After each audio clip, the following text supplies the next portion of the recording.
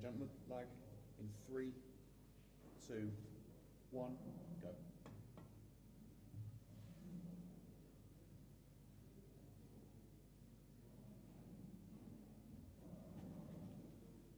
Darren McVicar wins the lag. Would you like to break up the down?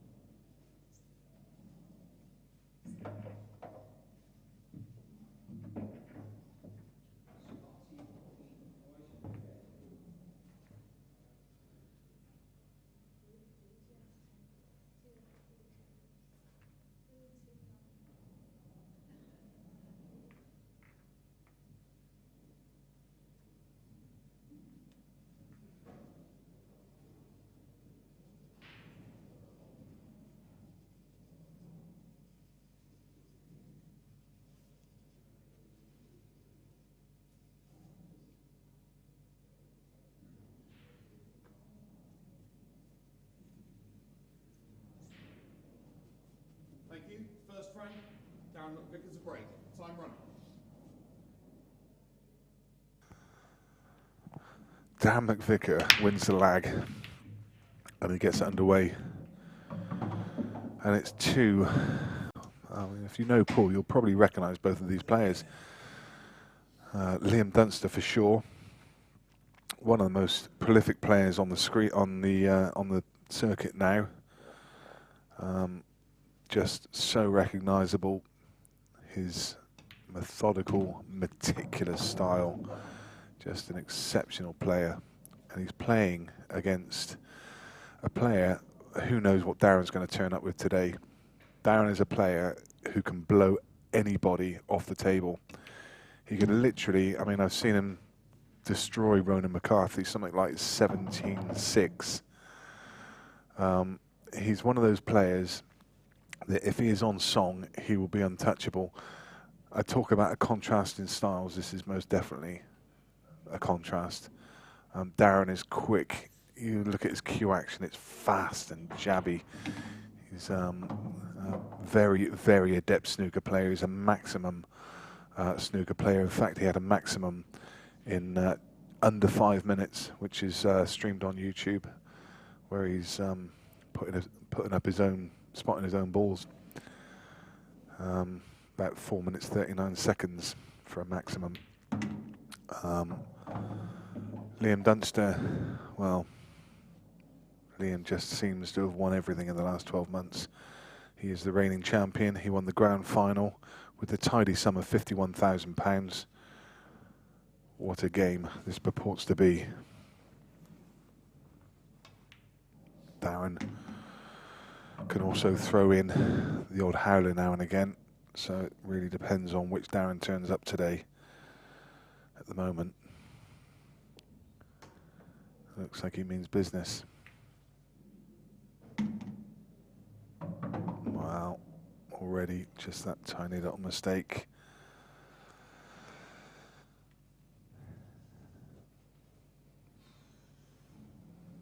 A sigh.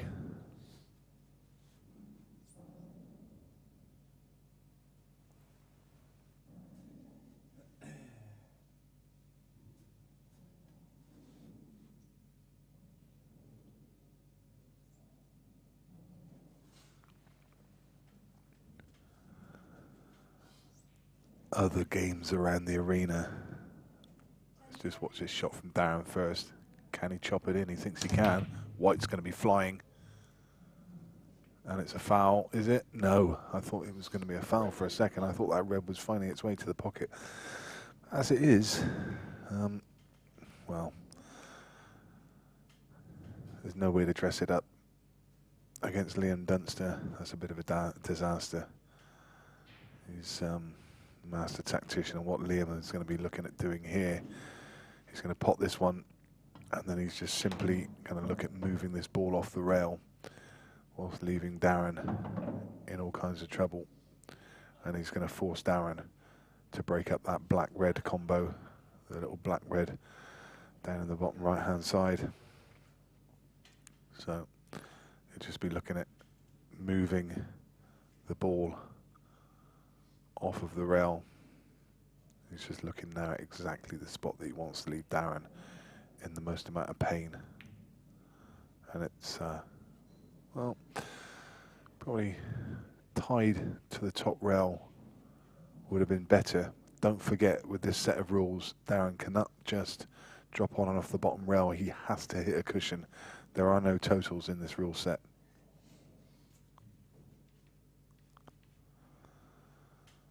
So he's going to be going at pace. And I think this is why Liam would have dearly liked that cue ball right under that top rail, because it would have stopped Darren from imparting the side he needs to get across onto that black. You're going to see him hit this one. It's going to go. Hold on to your hat.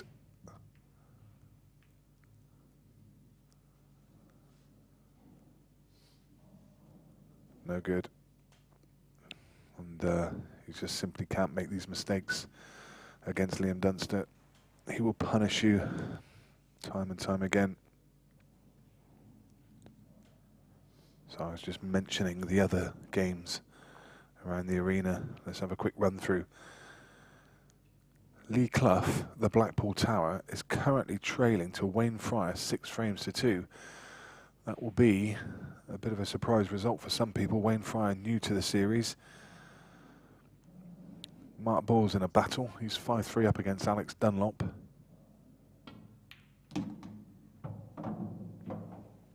Declan Brennan 7-2 against Tony Halpin.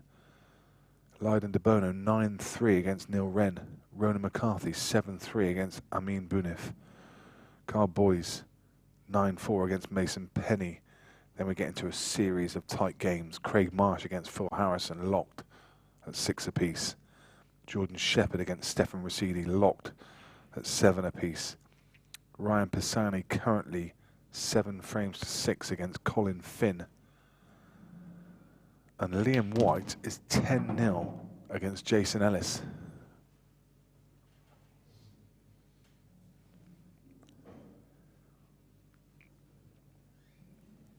Liam playing on his home tables, plays out of this club, and always seems to play well.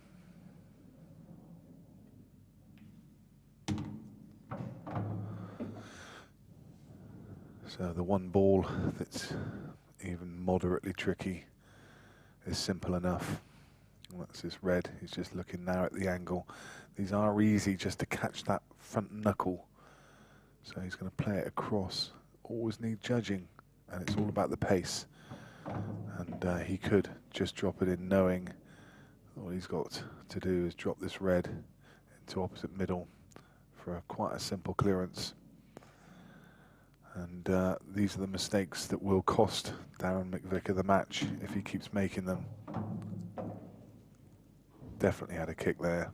You saw the ball almost stop immediately where he wanted to run it through a couple of inches. It's not going to cause him any problems. He's still absolutely fine, but quite correctly just getting the cue ball cleaned. Definitely a bad contact. But Darren has to take every single chance against this young man if he's going to have a chance in this match. And he made a nice clearance just to come up short of position on the black. Ultimately, it's costing the frame. Should have been 1-0. But instead, he's 1-0 behind.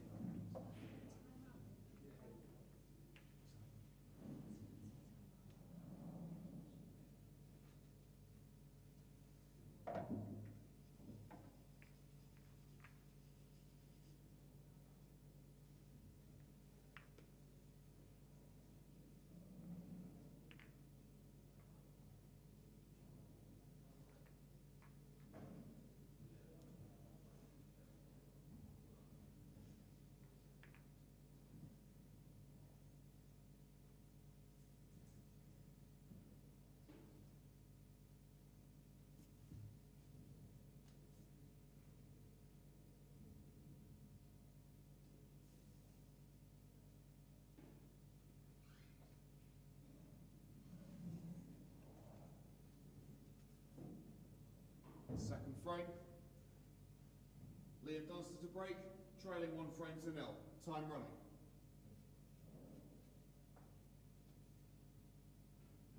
Beg your pardon.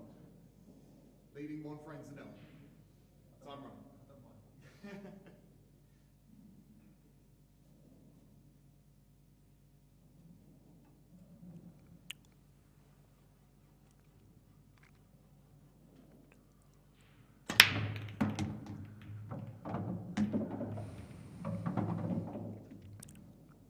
What a break this young man has.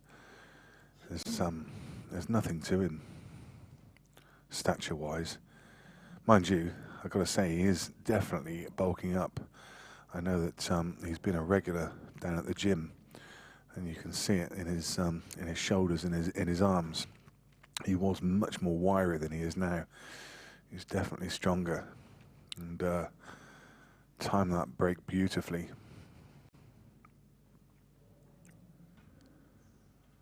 And well, the Reds look about as good as they can come.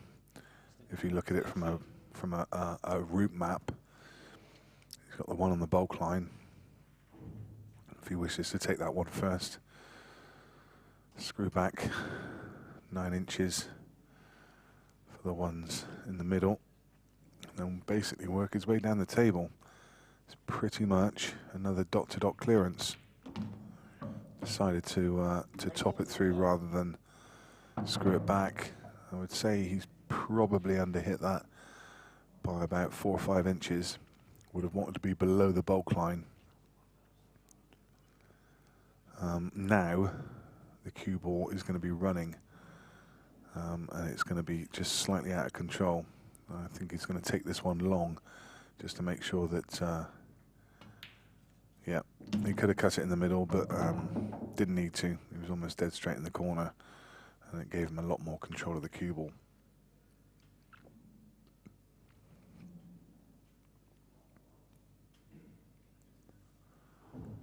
Back in pretty much prime position. Again, it's another one of those. I think he's straight enough just to be able to screw straight back out.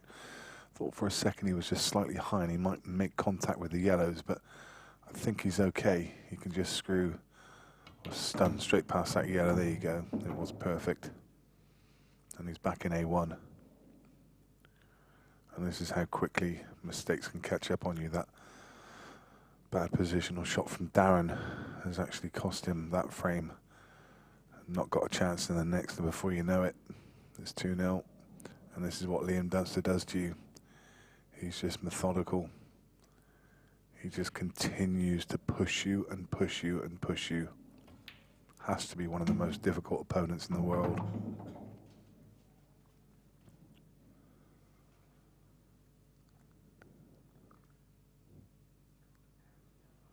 He's like one of those dementors from Harry Potter, where he just sucks the life out of you, and I mean that in the nicest way. He just is. He's like a, wow, there I am, bigging him up. And that is about as rare as you'll ever get. One of those positional errors from Liam Dunster, you just never see it. I was just trying to explain how clinical this guy is, that he's just like a master physician. Every shot is just precise. Whereas an opponent, you just have to sit there and admire what he does. And then suddenly, he puts in a rare, poor positional shot.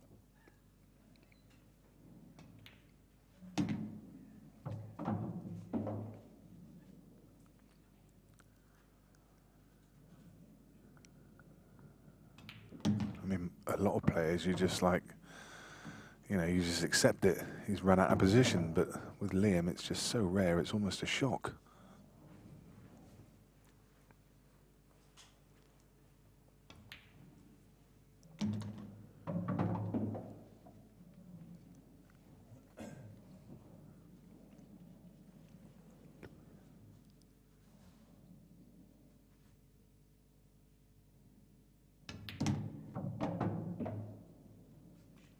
Craig Marsh has won the next frame and is 7-6 up against Phil Harrison. Jordan Shepherd has won the next frame and he's 8-7 up against Stefan Rosidi. Ryan Pisani now squeezed ahead of Colin Finn. He's 8 frames to 2 up. Carl Boys is on the hill against Mason Penny at 10-4. Ronan McCarthy 7-4 against Amin Bunif. Leiden de Bono 9-4 against Neil Wren. Mark Boyle 6-3 against Alex Dunlop. And Wayne Forrest still has the lead. He's 6-3 against Lee Clough. So both of these players have traded mistakes now. Liam took full advantage of Darren's mistake in the last frame. Darren looks now to be nailed on. That's a lovely positional shot. Simple enough, one cushion, down and back, but really found the pace of the table early. Very nice. And, Darren taking full advantage of that rare mistake by Liam. Aidan asking what we think about Steve Petty joining this year. Very excited about Steve joining. I think he was one of the missing links from last year, and I think it's fantastic. It's a great addition to the event, and I think that he went slightly under the radar in the Calcutta. I think he went for about £700, and in actual fact, I think he's valued up amongst the best of them. He had a tough opening game against Ben Flack, and he's won that one with you know, fair amount of ease. I think it was 11-7. So, well, we'll see what Steve Petty has in store for us this weekend. But he certainly hit the ground running, taking out a formidable opponent in Ben Flack. You can see that young Liam White is shaking hands in the background there, which I think suggests that he has performed the donut on Jason Ellis. It's an 11-0 whitewash. Jason Ellis walks away with the donut on that one. 11-0. Darren McVicker to break, 1 frame all. Liam White certainly hit the ground running. He'll go into the next round with a huge amount of confidence. Darren McVicker breaking off the next frame. Very, very nice break. Wow, that's a horrible little kiss at the end, and it's just nudged him in next to that yellow. And from a ball that he was almost certainly going to be on, I don't think he's got an opener. It's just that last little nudge. You see the white ball travelling anyway. Just that last nudge on the black. What has he got? The only thing I can imagine he's on is the one that he's closest to, up into the top corner. But, maybe trying to double on this red. Well, I don't know if he's played the double there or if he's played the cannon. If he played the cannon, it would have been loss of turn regardless, because you can't play the red and then cannon into the yellow. You have to pot the ball that is your object ball. So if he makes contact with the red, then he would have had to have made the red. If he just made the yellow, then it would have been loss of turn.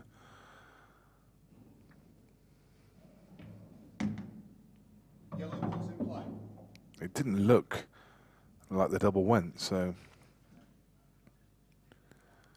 not quite sure what was in his mind there. Anyway, regardless of that, it's Liam at the table with a very nice chance. Now, can he avoid that red? Can he just hit it fine enough to avoid the red? I think even if he can't, he should be okay anyway. Yeah, he could just. And he's back in A1.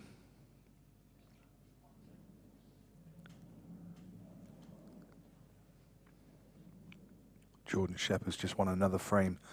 Now 9-7 against Rosidi. Harrison's won the next frame, and it's 7-all against Craig Marsh. Nothing between those two players. You can watch that game over on table 4.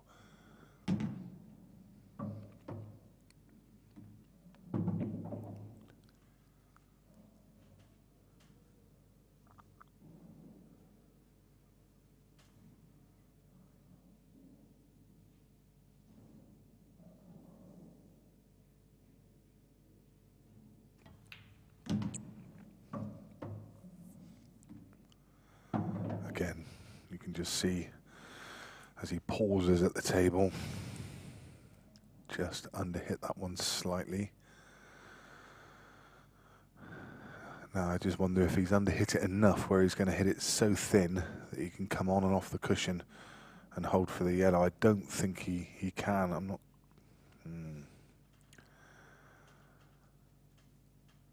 Think. Oh, he might be able to just squeeze in out of that gap. Oh, he didn't need to. He's just, again, just taking his medicine, and he's going to take it long into the corner. Again, this is simple stuff for a player of Liam's standard. I wasn't sure before he played that shot whether it passed into the top corner. These camera angles are often deceiving, but it clearly does. Nothing to do with the cue ball. So you can just give the pot 100% and you can see it easily passed. And Liam Dunster, another frame, goes against the break. And he takes the lead 2 frames to 1.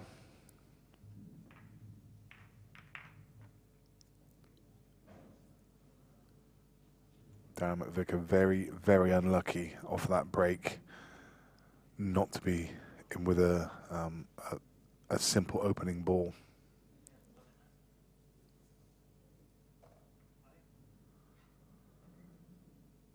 And I think Darren's kind of saying there, he's just talking to Jez Graham over to his right hand side, and I think he was saying that the shot I mentioned, potting the yellow ball up the rail, the ball that he was almost on top of, he could have played it, but he would have had to jack the cue up. And the problem is on this table is there's a huge lighting structure above the table. We saw Chris Melling last year trying to play a massive shot, trying to lift his cue in the air. And if you try and lift your cue directly up, then the lighting rig is right above the table, and it makes it virtually impossible. You could just see the bottom of that the lighting rig. I mean, it's a fantastic piece of kit, and it bathes this table in light.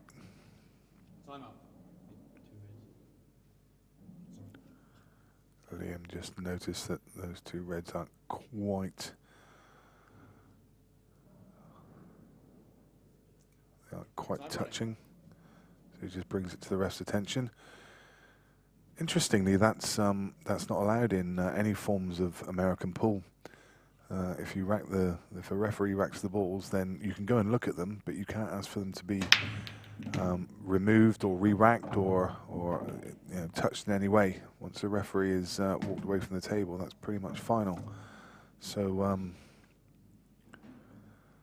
not a rule in the UK. You can ask the ref to make some adjustments if need be.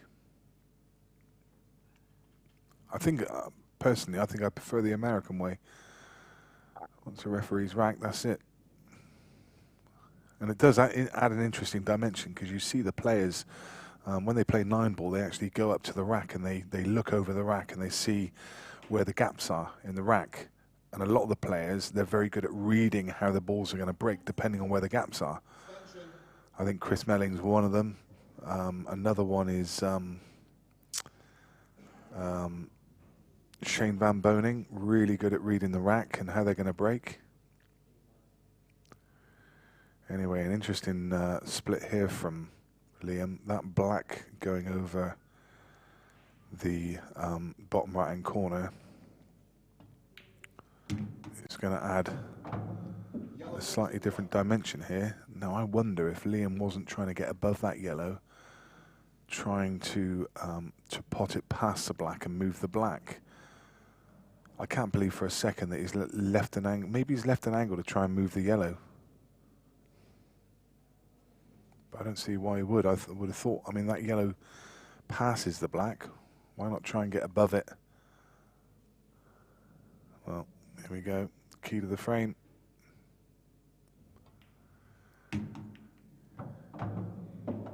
Is that enough? Has that come out enough? Does it now pass the black?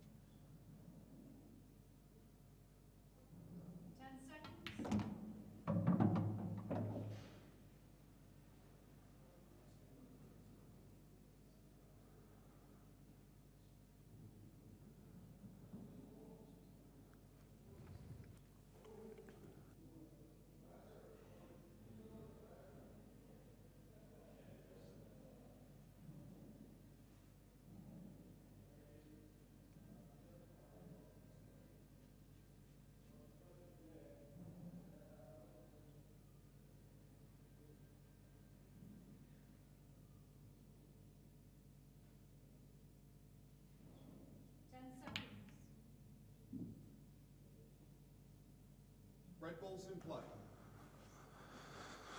So felt he had a bit of a free license at that. Didn't actually,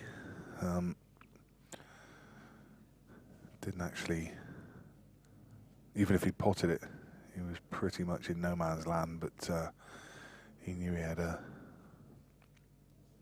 free hit at it, because Darren is in a fair amount of trouble here. Now, can he open the frame up? Does that red pass the yellow? Can he go cushion first and get the black out here? I think he can, you know. Wow, key to the frame there, and I'll tell you what a great shot that is, and you can see Liam in the background nodding his head in appreciation. That really was a good shot. Very, very well controlled. Such a great cue as Darren.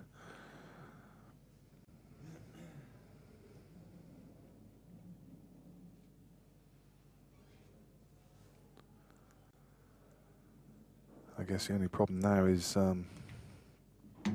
that black doesn't go into the bottom left past the yellow, so he's going to have to think about where he wants to take that. All these reds are okay. I don't think he will be trying to move the black. I think he just wants to finish high on the yellow into the middle, and he can just land somewhere over on that left cushion for the black in the right corner. I think that's the plan. Just needs to stun up a few inches just to make sure he's just high. Perfect. Now it's just a simple red, and the cue ball's going to naturally track over to that side cushion. Very nice from Darren. I think Liam would have felt he was coming back to the table when he left that lie a few minutes ago, but one great shot from Darren that opened up the whole frame.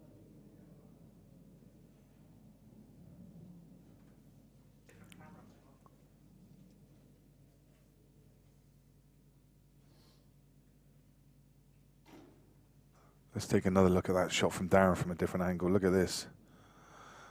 I mean, the beauty of that shot, I think a lot of people would have maybe tried to go rail first, but I'm not sure if you'd gone rail first that the red would have gone.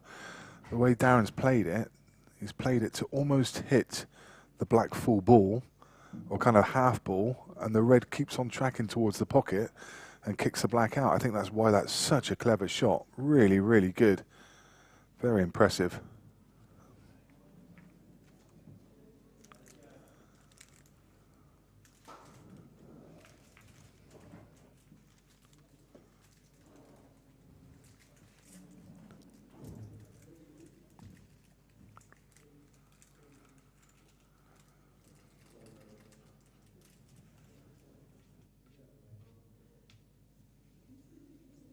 Fifth frame. Darren McVicar's a break. 2 frames all. Time running. Absolutely nothing between Craig Marsh and Phil Harrison. 8 frames each. Stefan Ricidi has won the next 2 frames, and it's now tied up. Jordan Shepherd, Stefan Ricidi, 9 frames each. There's some close games out in that arena now. Lee Clough's battling back, as you expect him to. From 6-2 down, it's now 6-5.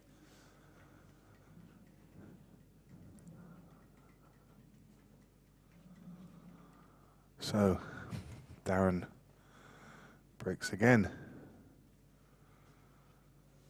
And it's pretty good. 1, 2 tough ball. Wow. I don't know if he tried to play that. If he did, it was almost a genius shot. I can't imagine that he's played to come twice across the table and then just, you know, another couple of inches of pace, and he would have landed absolutely perfectly on this yellow down the rail.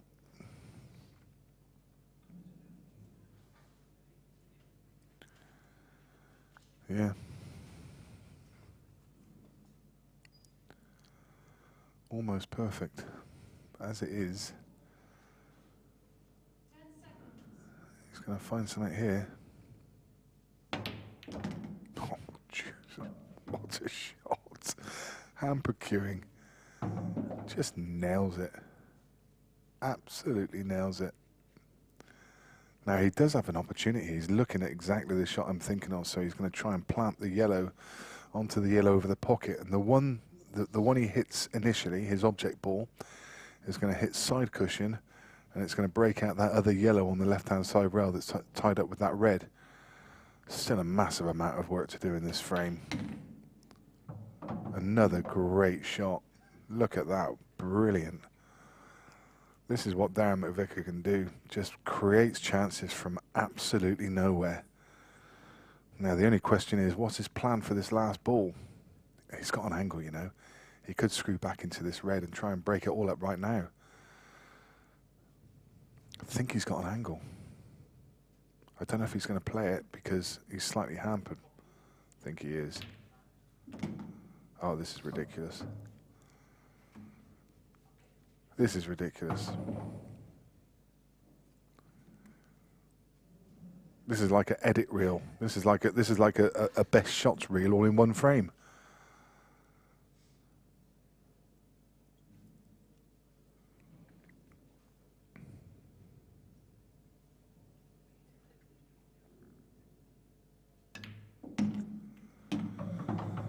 Legal shot, class as a combo.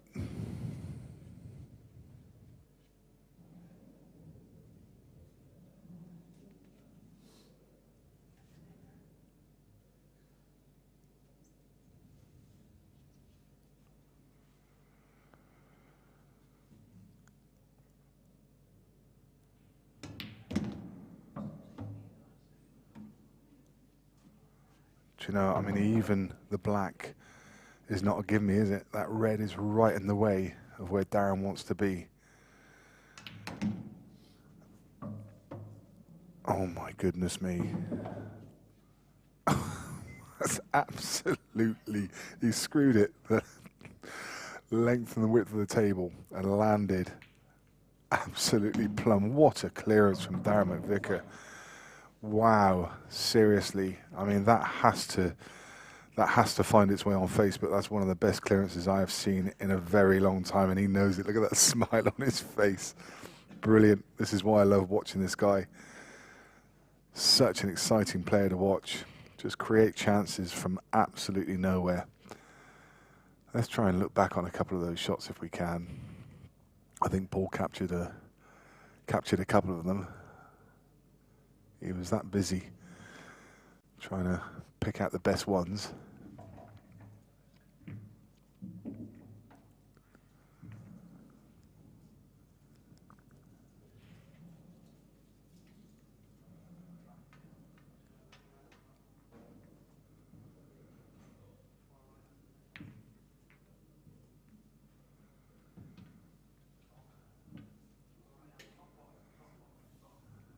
Here we go.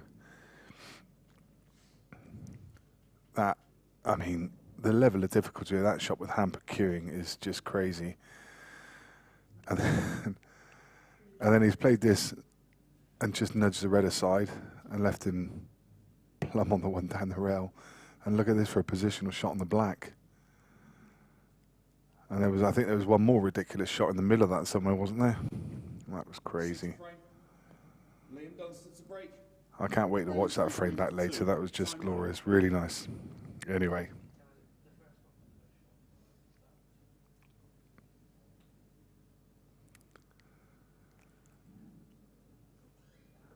Liam won't be fazed by that at all. He's seen it all before.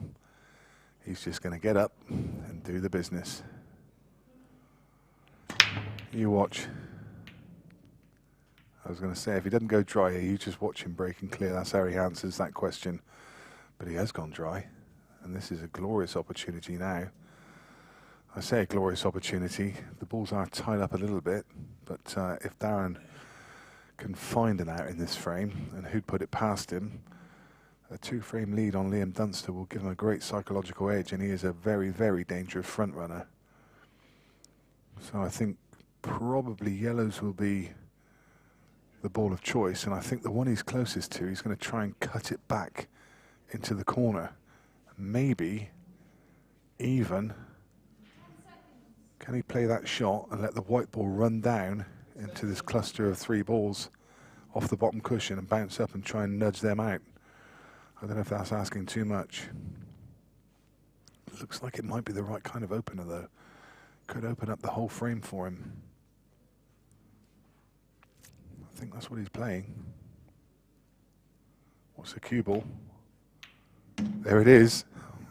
Another great shot. Superb. Not the easiest of pots, but to make that almost perfect connection as well. I think if we do shot of the tournament, Darren McVicar is going to be in there about 3 times, just in these last couple of frames. Oh wow! Did you see that white die off that cushion? Absolutely died, and it wasn't the cushion; it was the check that he put on the ball. He was trying to check right up, hold the ball along that line so he can play the one towards the right-hand cushion next. He's still absolutely fine. He's going to play onto it after this ball. So top cushion and back out. Well, again, I think he would have liked to have been closer to it. He may well now leave it to his last ball. In fact, I think he's pretty sure he will. So he's going to play the one to centre and leave himself a nice angle on the one that he's looking at now at top corner to screw across the table and leave that yellow down the right-hand side rail for last as it offers position on the black. So he's left the perfect angle. The red ball is actually in the way of the perfect line across the table, so he's just going to have to dig into it a bit more and just try and get below that red. Doesn't want to be hampered. I think he's okay. So all his focus now just on the pot. The cue ball is going to do. He is slightly hampered, you see. That makes his shot infinitely harder. Wow. This is some good stuff from Darren. Liam, again, he will not be phased in the slightest. 4-2 behind, but as I mentioned at the top of the match, that Darren can be a whirlwind around the table.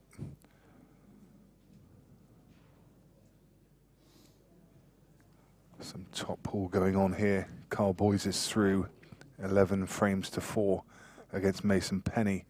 Phil Harrison and Craig Marsh locked up at 8 each.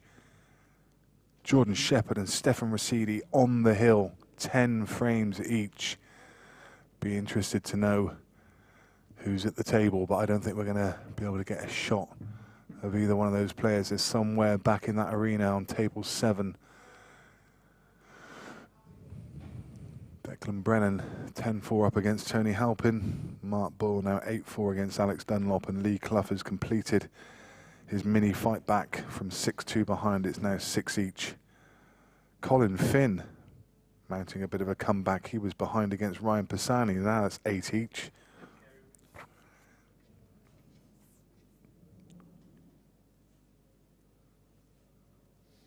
Wonder, can we see in the distance? There's bodies around the table. That's table 7 that those players are looking at in that deciding frame. You can see the people. Leading 4 frames to 2. Time running.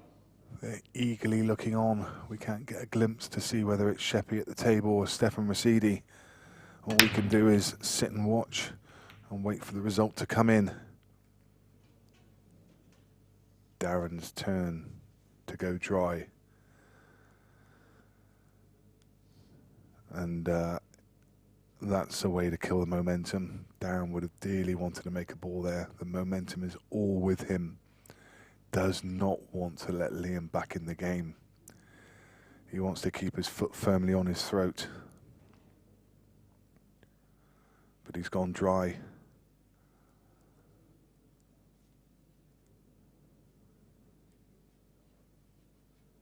Yellows look okay. It's just about the order in which you take them. Extension. They all have a pocket, but there's quite a few that are covering each other, and he does have to put in the legwork. So this by no means a simple clearance. I think this is very much the ball to take first, is the one nearest this right corner pocket, because it opens the pocket for the two other balls. So really think he's going to be, well, he's got the metalwork out too. He's got the furniture.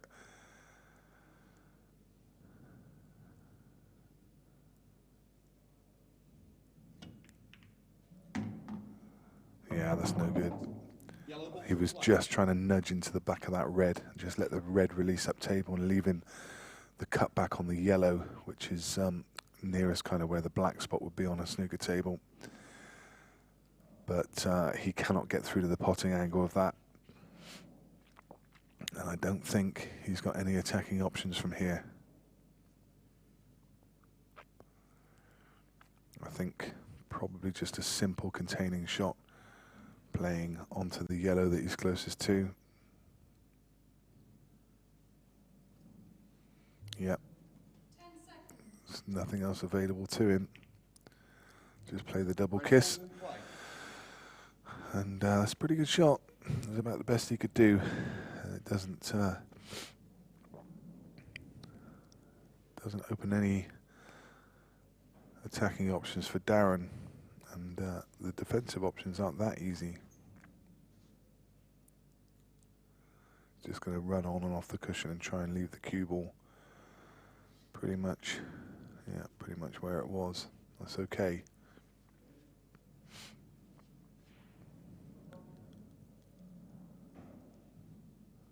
Don't think the yellow that he's looking at in the middle of that little cluster of four goes to top right. I just wondered for a second whether it passed that red.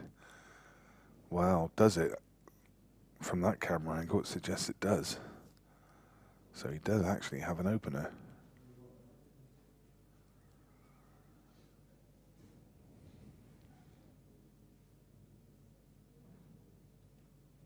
He's not giving it any due consideration though, so obviously feels that it's not the right shot. Just again, playing that containing shot. Well, does that red pass the black into the middle? The one that he's closest to? From that shot a second ago? Wow. I think it does. And if it does, Darren will absolutely be going for it. I think, yeah, it did. It did just go, but he didn't catch it right. And Liam's patience pays off. Jordan Shepherd is through against Ryan Pisani, against Stefan Rosidi. He won that hill game 11 frames to 10, so he's come through a real rough encounter there. So maybe that will put him in good stead against in the next round game, where he's going to be playing the winner of Craig Marsh and Phil Harrison. And Phil Harrison has just taken the advantage there. I think it's one of the first times in the match that he's been ahead. Typical Phil Harrison goes ahead at the business end of the game. He's 9-8 up. A real tussle between those two players. How often would you see a game between Phil Harrison and Craig Marsh? 17 frames they've played in 2 hours. Both very quick attacking players, so a lot of the times you watch a game between those two, it would already be over, so you can see the importance of these frames. Every one being fought tooth and nail. Wayne Fryer's taken the lead again against Lee Clough, just stifling that comeback, and he's 7-6 up. Ronan McCarthy's on the hill against Amin Bounif. Ryan Pisani 9-8 against Colin Finn.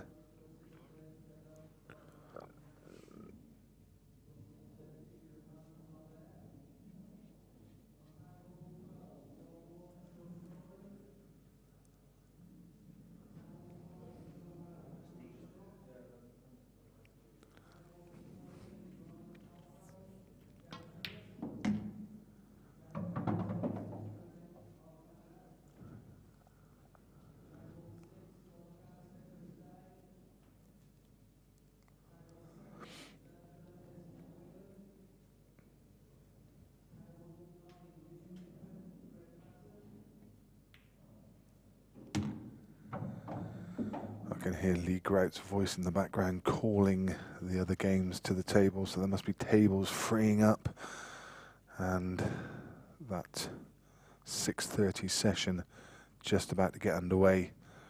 So coming into action is going to be on table 3 on the stream table. As soon as that table frees up, it's Ben Rowland against Sean Chipperfield. John Rowe's going to be in action against Cameron Dunlop. Brian Howcrow will be playing Gareth Hibbert. Jez Graham is playing Arfin Dad. John McAllister playing Chris Day. Dave Fernandez will be playing Jack Whelan. Rich Gifford against Greg Batten. Dejan Grish against Jamie Burnett is going to be the next streamed game you see on the arena table. Dejan, a young talent from Malta, is joining us this weekend against the old professional campaigner, the snooker player Jamie Burnett, who's already been in action today and won his game. Also in that 6:30 session, Sam Bircher against Jake McCartney. Tom Cousins going to be in action on table 11 against Josh Kane. Adam Penwell opens his account against Dom Cooney. Carlo Donahue against Paul Kelly. Jimmy Croxton against Callum Singleton. And Scott Gillespie against Omar Mounchid.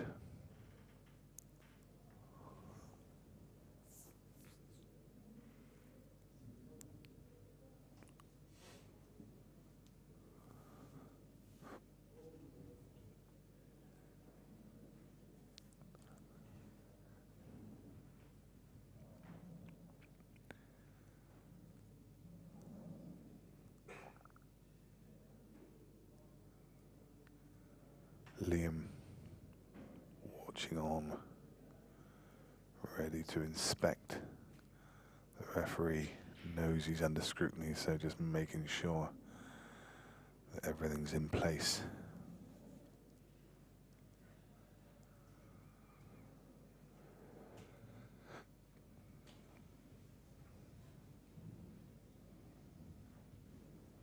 Eighth frame. Liam Dunster to break. Trailing 4 frames to 3. Time running.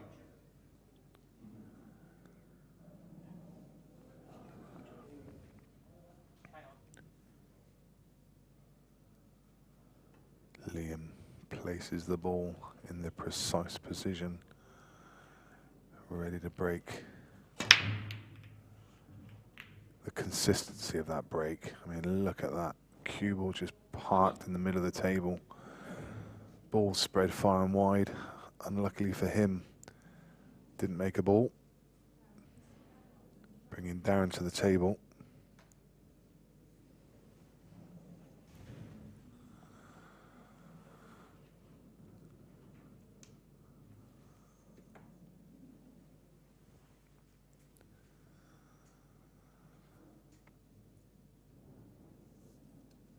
Time running.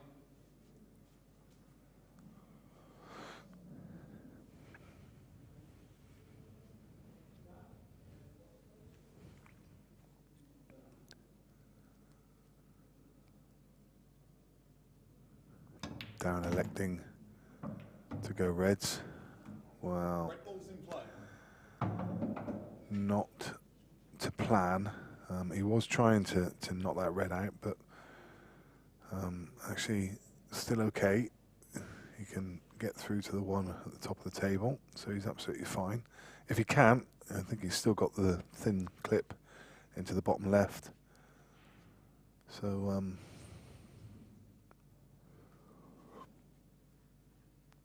does indeed. That's what he's going to play.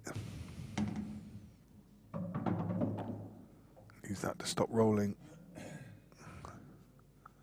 Again, not ideal. Had that pulled up a few inches short, then he'd have been in good shape. A little bit close to his work now. Should still be okay. Can control the cue ball now. And now he is back in prime position.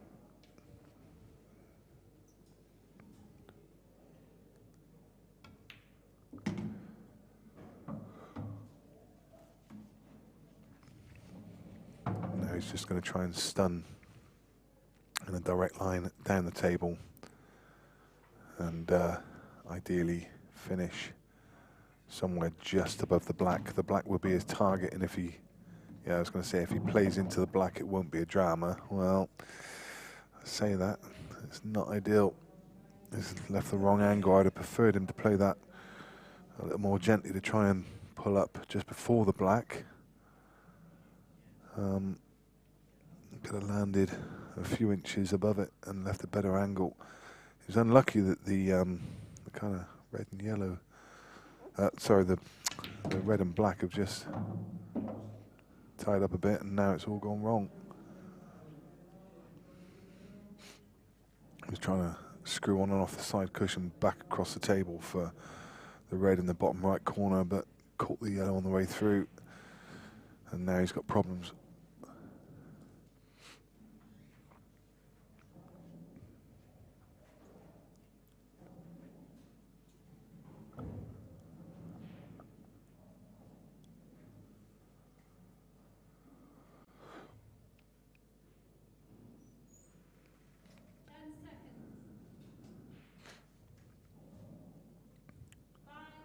Afraid it's going to be a bit of a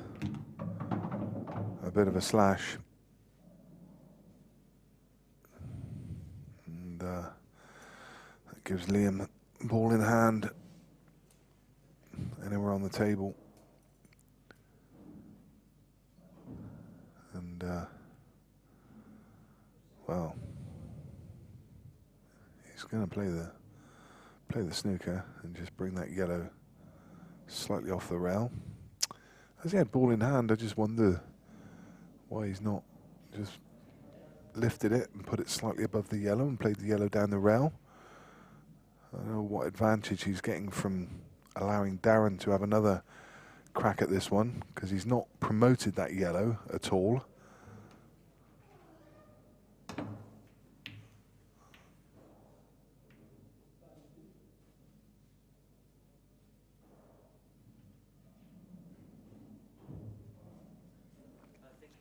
Yeah, Paul's just correcting me there, of course. Given this rule set, he didn't have ball in hand. Because he made contact with his own ball first and then potted Darren's ball, that just classes as loss of turn. So Liam had to play the ball from where he was. Very astute by the referee, very astute by both the players. It was only, and Paul, it was only me that didn't notice that. Still getting used to the rules.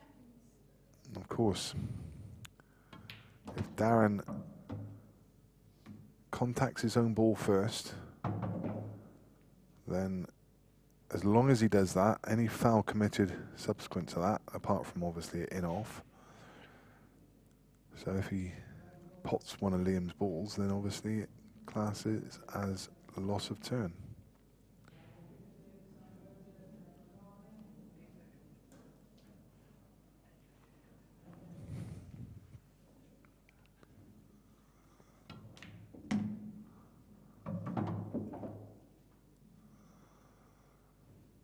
Robin Cripps, he picked up on it as well. Well done, Robin. It really was only me.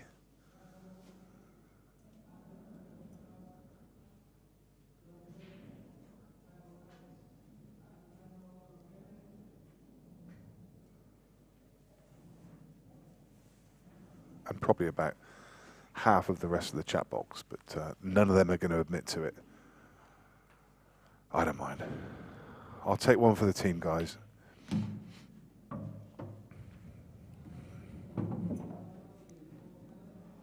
Pretty simple clearance now for Liam.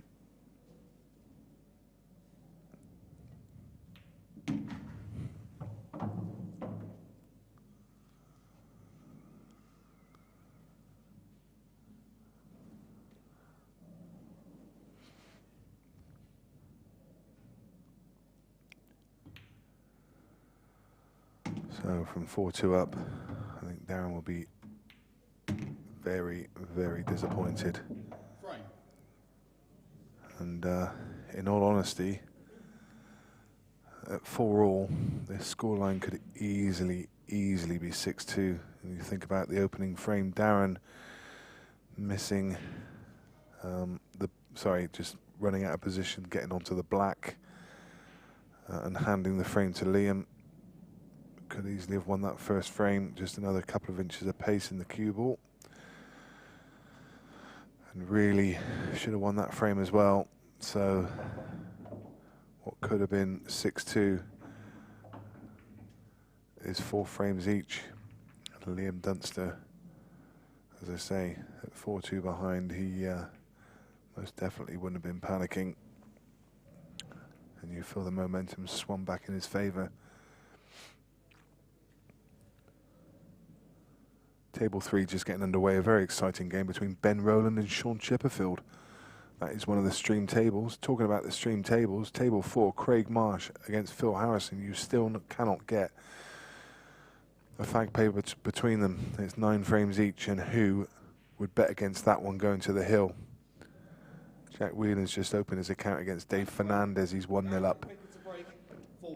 Richard Gifford's won the opening frame against Greg Batten.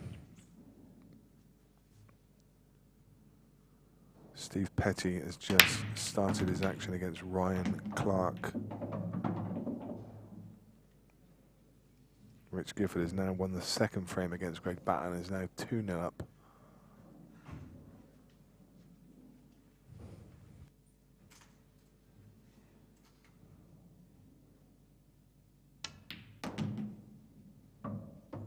Red ball's in play.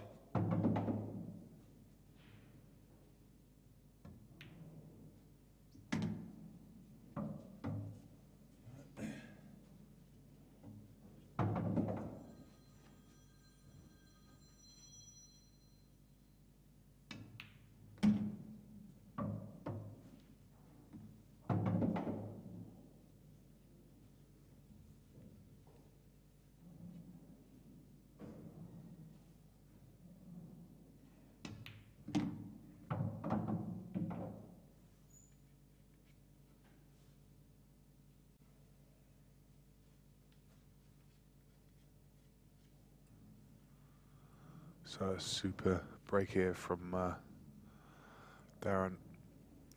Should be clearing these up.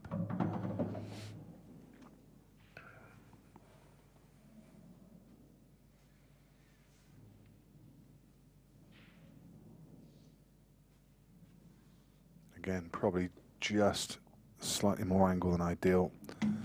You would have liked to have just dropped that in and held for the red into the middle, but no drama at all. He's just dropped his chalk there out of his pocket. You can see the cameraman Steve in the background trying to capture as many action shots as he can. Being careful not to disturb the players. So Darren stops the rot. And it's another nice clearance from him. And he's 5-4 up. Liam's break in frame number 10.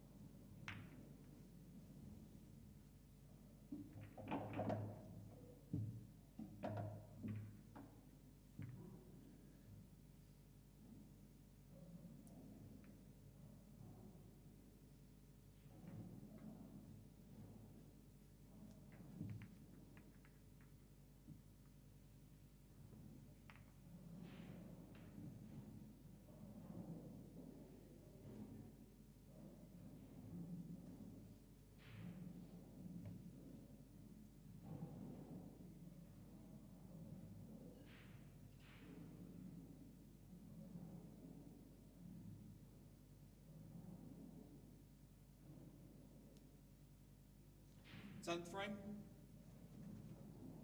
Liam Dunster to break, trailing 5 frames to 4. Time running.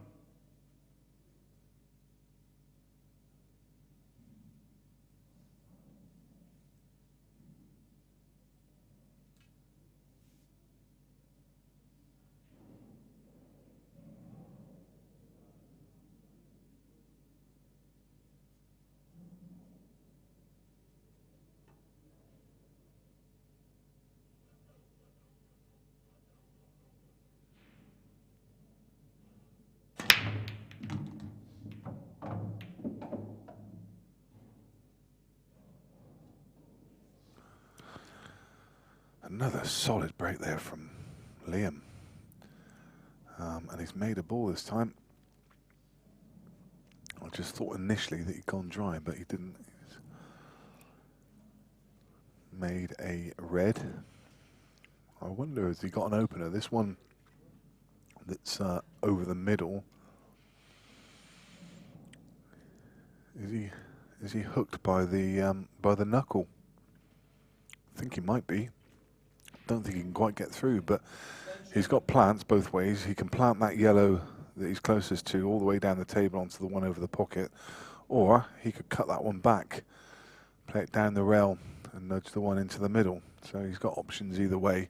It's just a question of preference. There's pretty much neither of those shots can go wrong. He's going to take the long option, I think. Yeah, there you go. Yeah, dropped in behind it.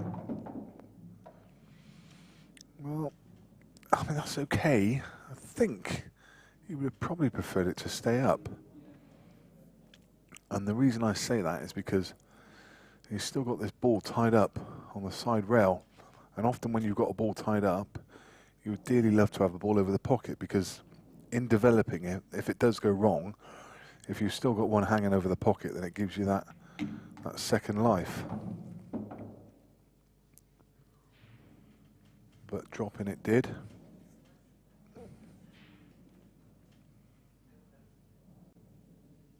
So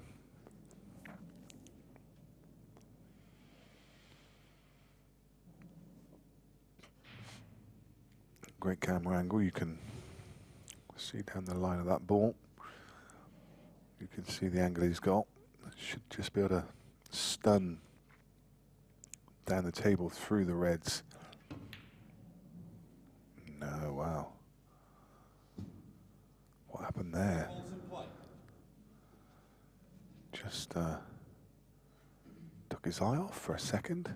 Maybe just trying to pinch a little bit of the pocket. It's, these are real rarities. Take them while you can, because it's not often this guy misses. No. What has he left? Left a tricky plant. Darren having a jack up. Well, this could be fun. In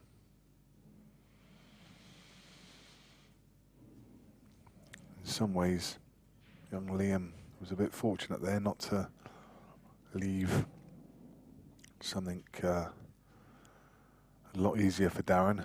If Darren could have found an opener there, you fancy him for the clearance. As it happens, Darren's returned the favour and left Liam pretty much plumb to get his difficult ball out.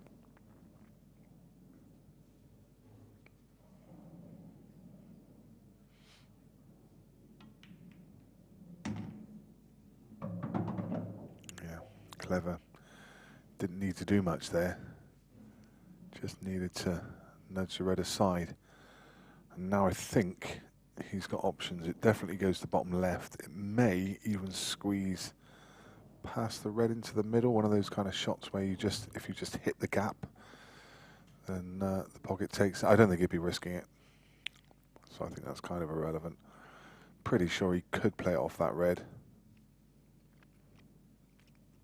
but I don't think he needs to. Got a nice angle to come off the bottom cushion and back up table. And he's going to leave that red as his last ball. It affords the position to get onto the black.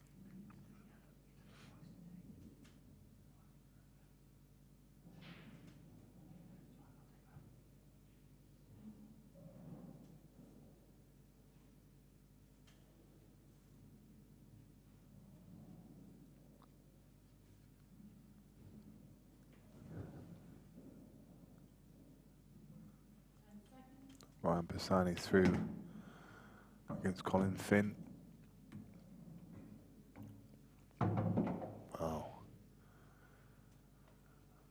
Yeah, that's okay.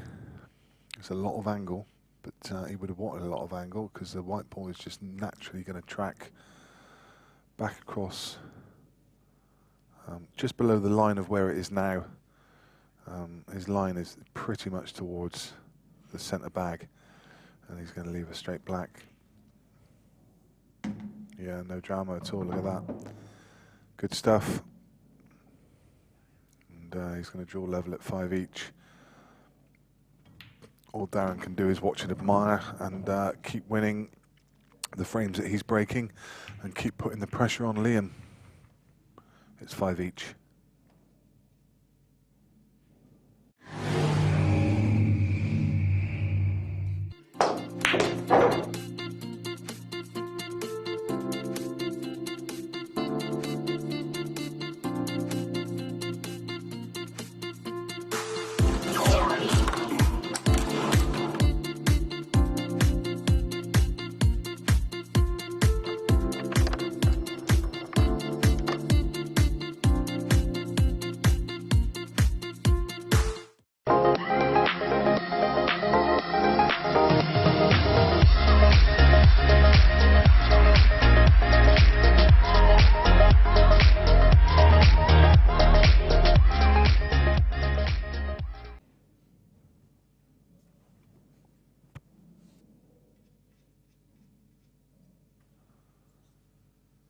Phil Harrison now on the hill against Craig Marsh, 10 frames to 9. And when the camera angle changes, we will probably see that game in the background. And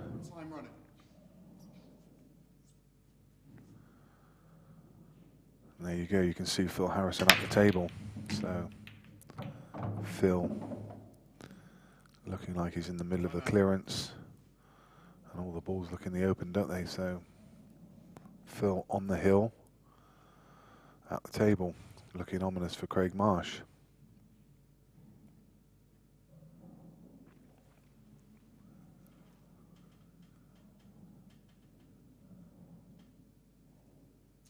And you could see in the foreground of that game was John Rowe at the table in action against Cameron Dunlop at 1 each. Time running. Greg Batten was 3-0 down. He's pulled one back. He's got himself on the board and he's 3-1. Jack Whelan against Dave Fernandez, now 2 each after Dave being 2-0 down. Jez Graham won the next 2 against Arfin Dad and now leads him 2-1. Brian Halcrow. There's a great game. Brian Halcrow against Gareth Hibbert. Brian 2-1 up currently. All those games in their infancy. Wayne Fryer now has retaken the lead 8-7 against Lee Clough. Alex Dunlop still fighting against Mark Boyle, but he trails 9-6. And yeah, we just wait to see what happens in that Phil Harrison-Craig Marsh game to know who's going to be facing Jordan Shepherd in the next round. So whichever player comes through, it doesn't get any easier for them, does it? That's a stinker of a draw. Tiny bit wild, and it's going to cost him. I mean, he was deep screw to come back and break out the black. And yes, he needed to break out the black, but always trust in the luck with where you're going to end up with the cue ball. Just look at the position of the balls. You were never guaranteed to be on one there.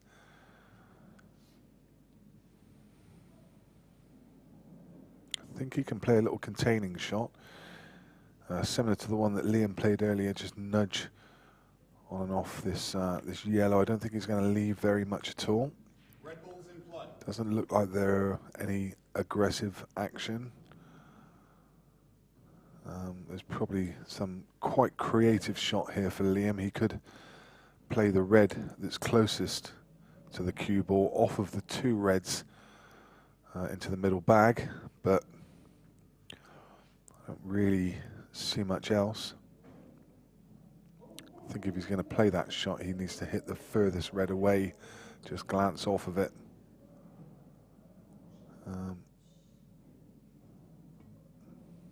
Yeah, Liam doesn't tend to take those high risk opportunities. Just tried to play something containing himself. He's left a really thin cut into the middle for Darren. I think it does cut back, but it is really skinny. Well, there you can see that is very, you literally need to shave the ball. Razor thin, and the cue ball is going to be flying. Another one, hold on to your hats. Oh, he didn't play it. Maybe he felt he couldn't quite cut it back. Could have done with going another couple of inches further with that. I think he's left a cut back for Liam now. The ball closest to the black. I think he can. Yep. Pretty sure that goes. May even have one at the top. The one just above the would be the blue spot. I think he can see through to the potting angle, and it does pass into that top right pocket. So it really depends what he feels most comfortable with. It's called his extension while he works out what he wants to do. There you can see that ball very much open.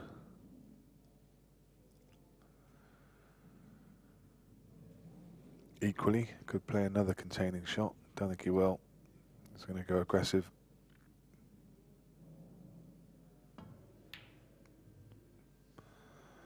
Really, I mean, you just do not see Liam Dunster miss opportunities like that. That's a pot that you would expect him to nail 99 out of 100 under normal conditions. But he's being put under the cosh here by Darren, and there's not very often you're going to be playing this young man and get this many chances.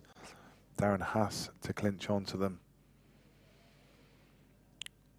A pot you would very much expect him to get, and he's not just missed it, has he? He's missed it by 6 inches or more. Darren makes that pot down the rail where we were just away looking at the replay.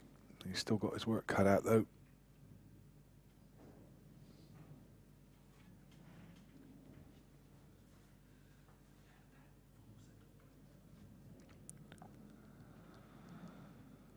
Yellow top corner to open everything up, and he does. That's another super shot. Really well controlled as well with the cue ball.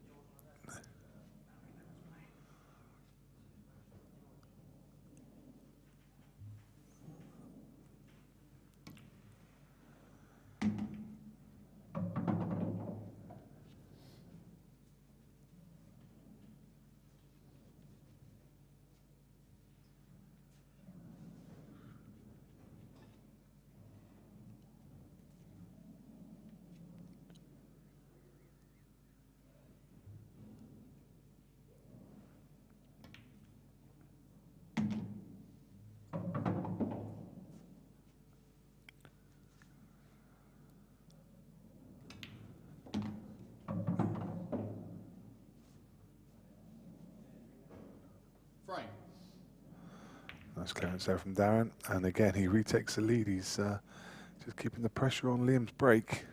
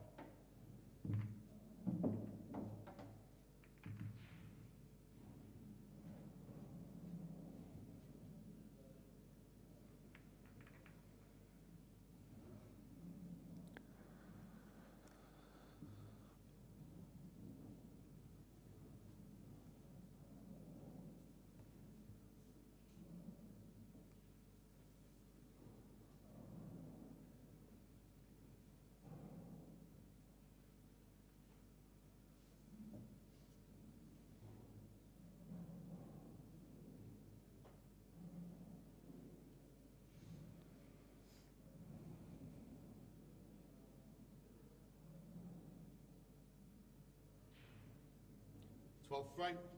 Liam Dunster to break, trailing 6 frames to 5. Time running.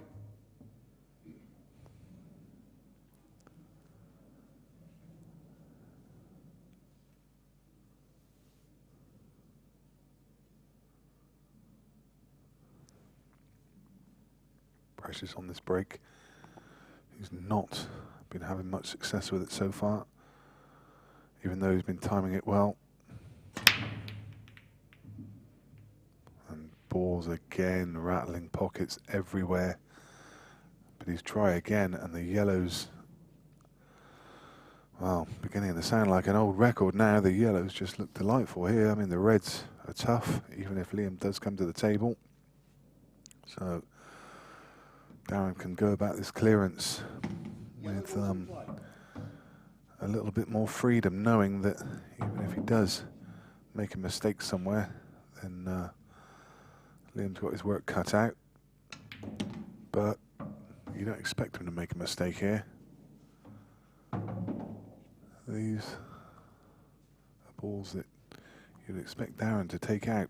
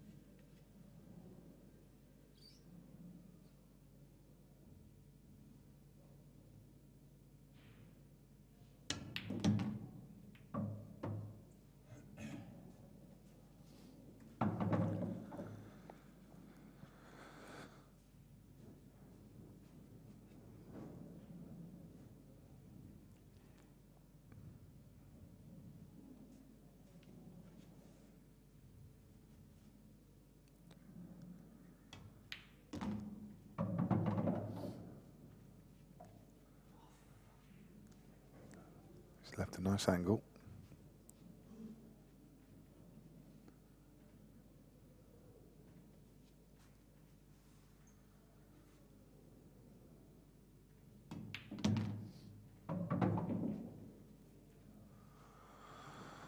So this one's going to be all about the black. He's going to look at screwing across the table. Again, that kind of natural path is blocked by the red, so he's going to have to leave a little more distance than ideal. He's going to screw just above that red. Oh, it's just about perfect. It's about as good as he could have done anyway. I say he would have liked to have come lower, but this is a one that you expect him to get, especially the way he's cueing, and he does. And this is really good stuff from Darren. He's just taking advantage of the mistakes from Liam when he can. And he now leads 7 frames to 5.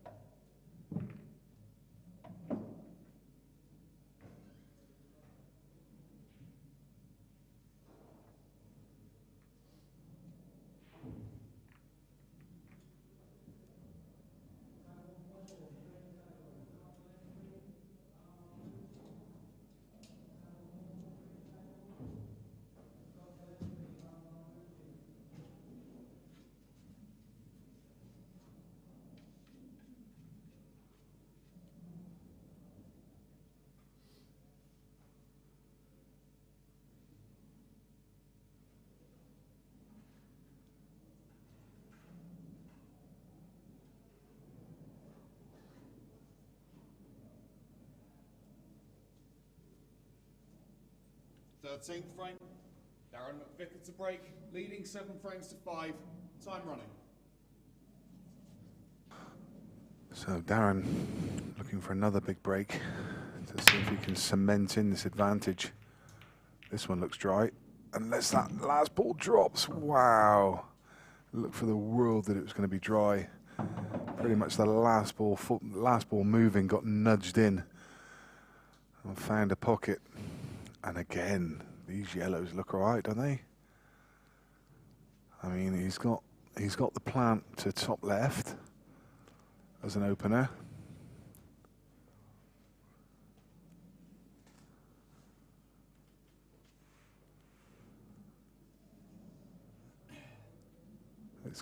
It's one of those shots that can just go awry. Just needs to be very careful.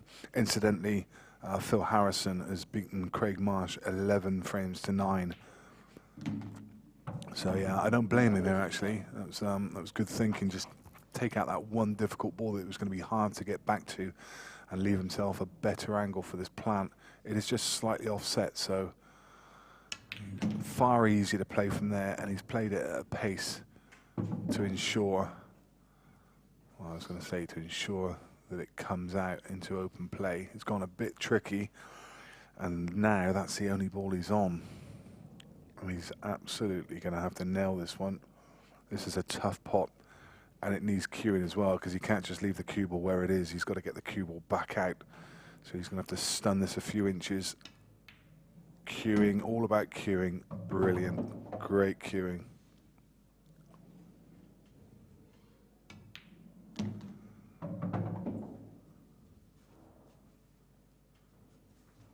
This is just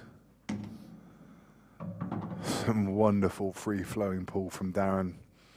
It's not always easy. I mean, anyone who knows Darren knows what he's capable of doing as such a destructive player, but it's not easy to emulate this in arena environments when you're playing the reigning champion in Liam Dunster, but he's doing the job on him at the moment. It's 8 frames to 5. Don't count Liam out though.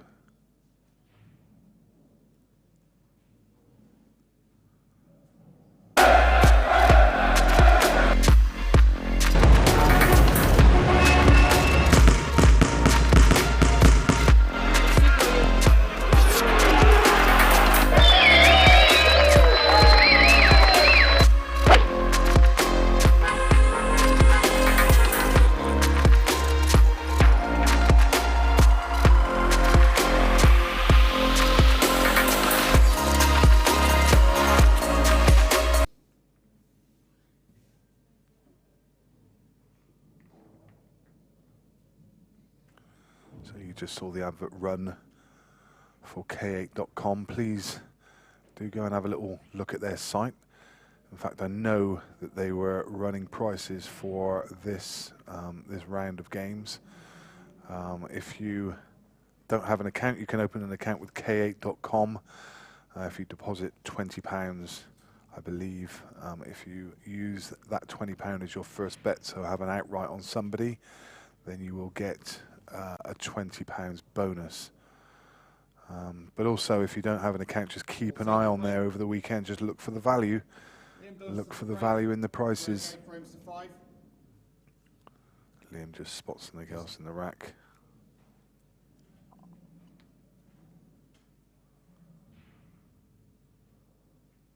Eagle-eyed ref. You can see. Just looking on, making sure they're touching. Liam, quite rightly, being very anal about getting all of these balls touching. He relies very heavily on a frozen rack. All the balls touching to get that transference of power. He's one of these players who uses timing rather than out-and-out power. Some players use out-and-out power.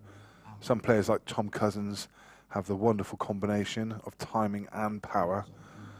Liam is much more a timing player. Time running.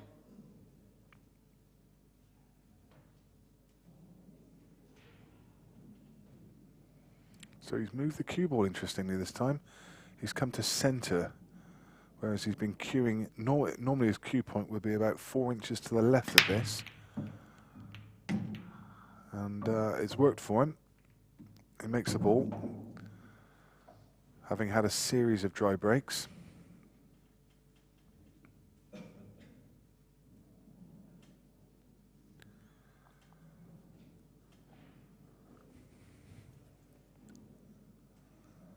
Wayne Fryer is now on the hill against Lee Clough. Lee Clough is at risk. 10-9 behind.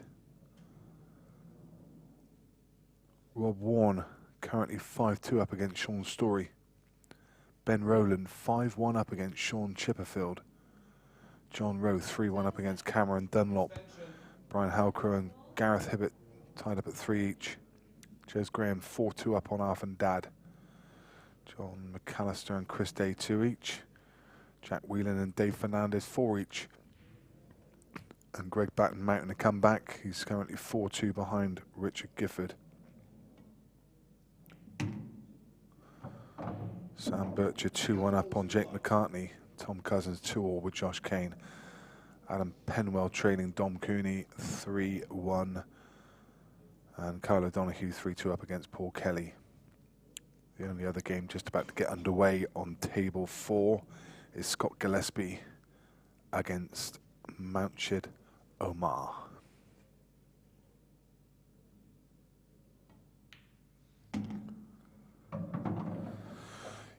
You don't anticipate any problems here for Liam. But never say never, because he's made some very uncharacteristic mistakes so far in this match. So his mind is not 100% on the game at the moment. He'll still be fancying his chances, especially if he can pick up this frame. Still very much in the game.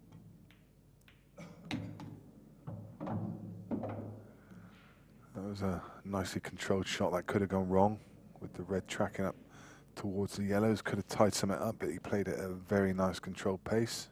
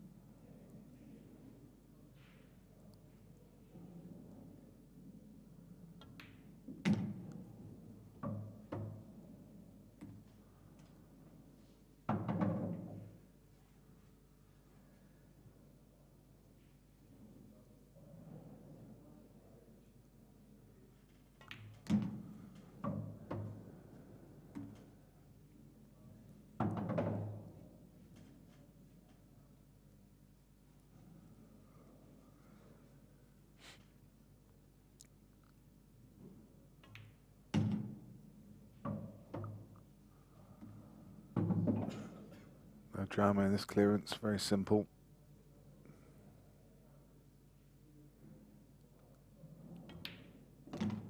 Right. This almost metronomic pace of Liam Dunster. He almost sets a pace that every shot gets the same respect. Every shot gets the same routine. Doesn't matter how simple or how difficult. The same preparation, the same movement into the shot, the same cue action and delivery.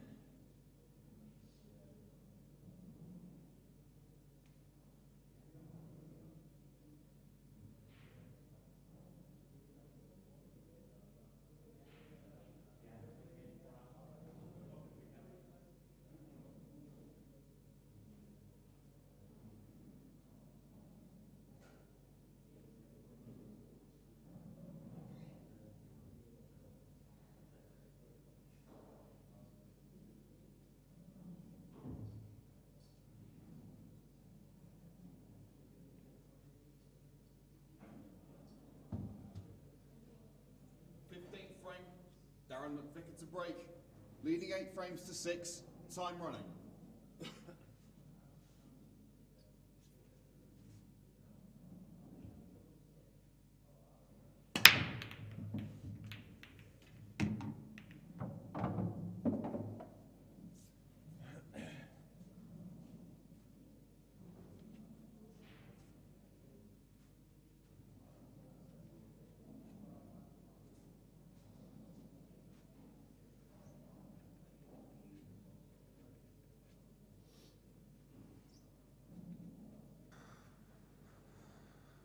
Super break from Darren. Another one. Really well timed. And sometimes his break can let him down, but it's been good for him today. And he's been able to back it up with some really solid play. Can his nerves hold to get these last few frames across the line?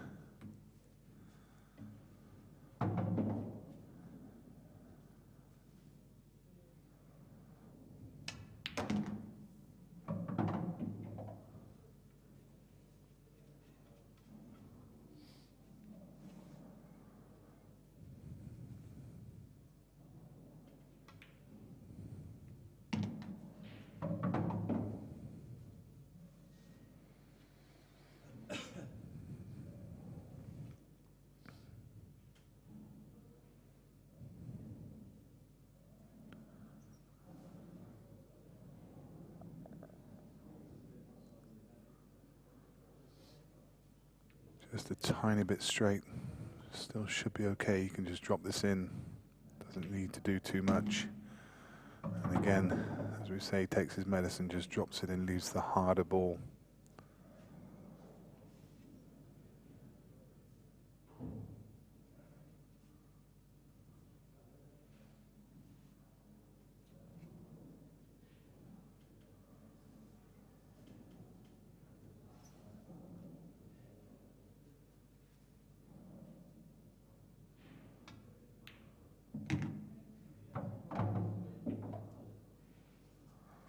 No good. Well, he's got a double. But it's not what he played for. Fortunately for him, he can play the double, and the natural path of the white is going to come around that red and should leave him a shot. What he does need to be careful of is that the white doesn't hit it too hard and the white catches back up with the yellow. Could come around those two cushions and come back down and knock the yellow back off its path, as so often happens when we play these doubles. Yeah, so he played it. So again, just did the bare minimum.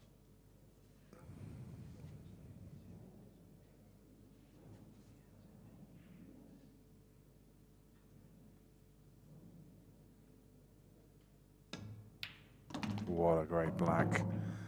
Super. Frame.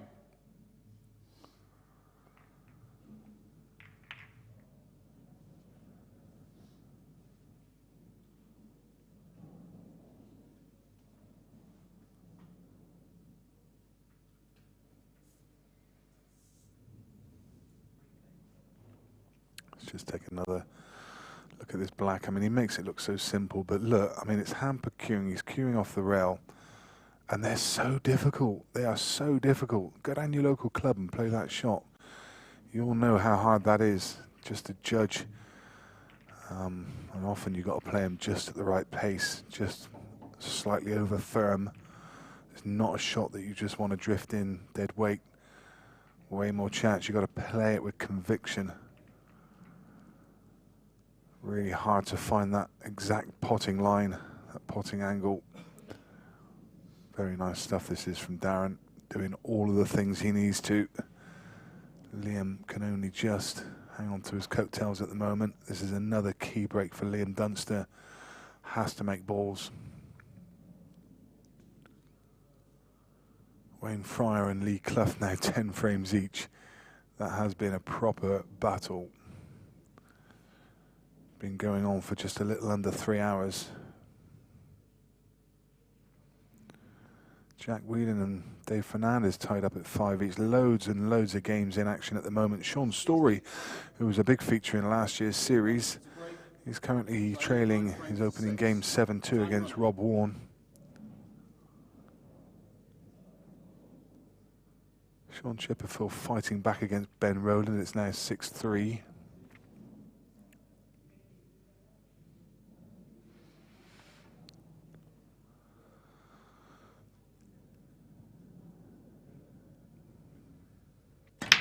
Another big break, another big break, and another one that's gone dry. And he refound that position in the centre table again, and you could just see head bowed, just that wry look on his face. And he thinks, well, what more can I do? If they're not breaking for you, there is very little you can do, especially when you come up against a player in form. Now, does he have an opener? Everything looks to be covering each other, doesn't it? I don't think the yellow goes to middle. I think the other yellow's in the way of it. I'm not sure he's got a ball to open with. Horrible little cut back into left centre. That's a disgusting little shot. But maybe it's all he's got. He's called it his extension. Well, there's definitely, is he playing this one to middle? This is horrible. Absolutely horrible. My goodness, what a great opening pot. Cannot speak highly enough for Darren at the moment. He is just doing all the right things. That was just horrible. Into a closed pocket. Can you imagine playing this back? A little cut back into a closed pocket at a thin angle. Everything can go wrong with that. Has to be so precise.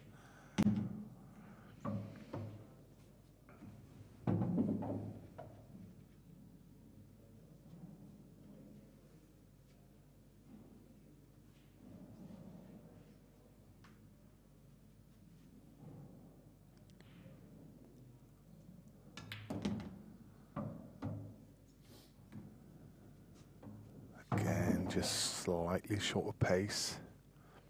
I think he's still okay. He can play the one just above the bulk line. And I think he can come around the other yellow, or he could even hold on it. Well, he didn't want to hit it half ball. He wanted to cannon it full ball, and he would have been on the yellow into the middle.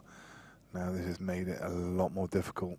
He's still okay. He can take either one of those balls long. In fact, the one to the left does cut into the middle, but the white ball would be running. Again, just a question of personal preference. Great shot.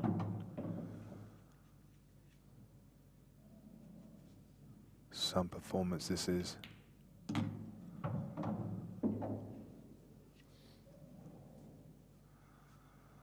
Told you at the outset that he was a danger.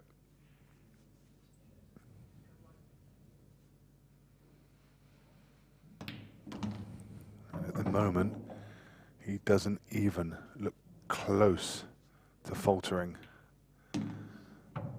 Confidence. Some of the pots he's taken out there again, really difficult under pressure. And even though he's ahead, there's still a different kind of pressure.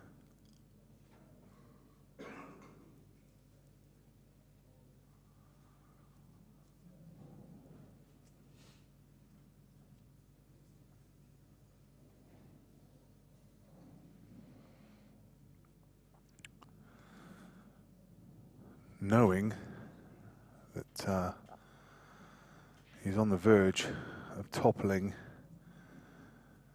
the current reigning champion, sometimes that would be easy to play on a person's mind. It would be easy just to cue across a ball, the elbow gets a bit tight. But he is just pulling out shot after shot after shot.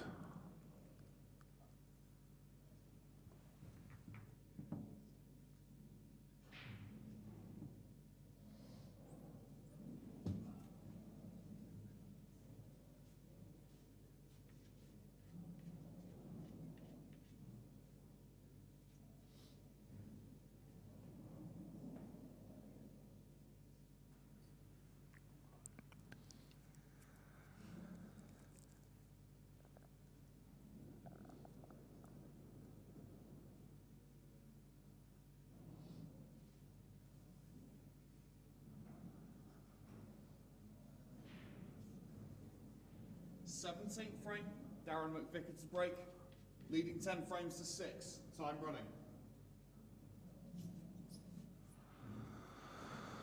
What about this break now? One big one. Can he take his chance? Another monster break from Darren. Well, yellows look pretty good. The black tied up, but I wonder if he can get into that from his opening shot. He could take this yellow to top right and maybe cannon that red out of the way and open up the whole frame from the first shot. It's all about this one. He's missed it and gone in off. Well, well, well. Ball in hand, time running.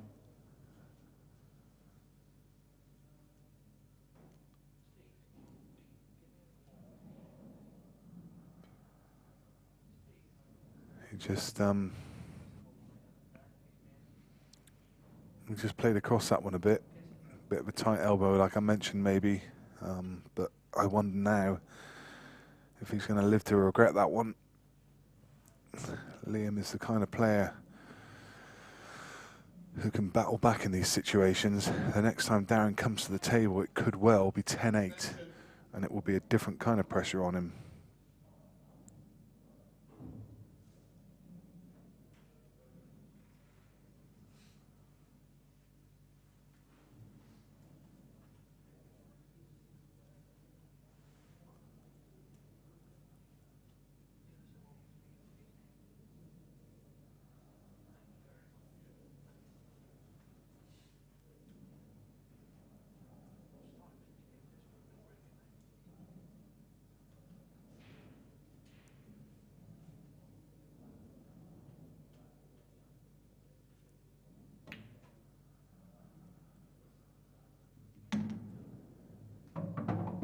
Red ball's in play.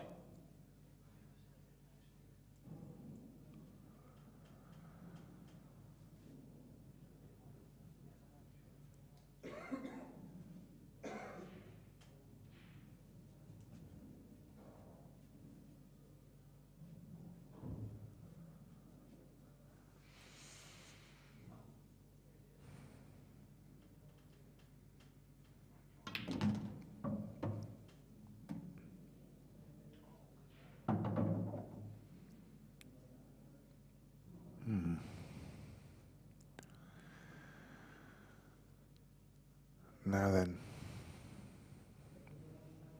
I think he's okay. I think he just overhit that one slightly.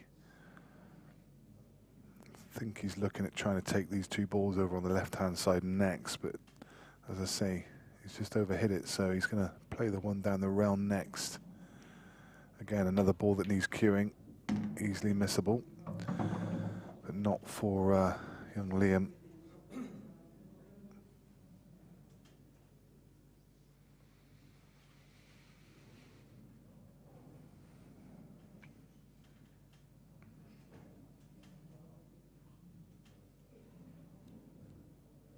Should be fairly straightforward.